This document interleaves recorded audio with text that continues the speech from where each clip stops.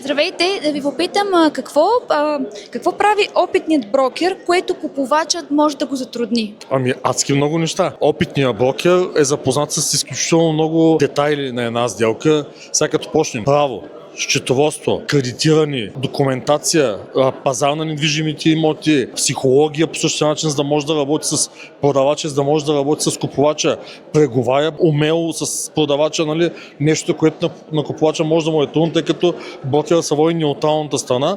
Така че това е изключително сериозен комплекс от неща, които прави един брокер за една сделка. Фейсът брокер, кои са най-големите предизвикателства? Първо място, когато започнеш, това е да останеш. Много хора си мислят, че професията на брокера е много лесна. Тя въобще не е лесна, изисква много голям обем от качества и от познания. Освен това, много хора, идвайки и започвайки, те си казват, сега тук започвам, аз трябва да започна да получавам пари веднага. Не, напротив, ти първо започваш да се учиш, нямаш необходимия опит. Да погледнем, нали, която и да е специалност, когато се учим в училище, на нас не е необходимо определено време, за да навлезем, да ни се изградят основите, на които да стъпим, оттам да започнем да градим.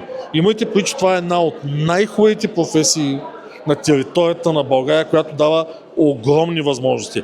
И ако брокера бърза и иска всичко да му случи сега и веднага и изтърве тази възможност, това е страхотен попус за него. Zimoti.com – порталът за имоти.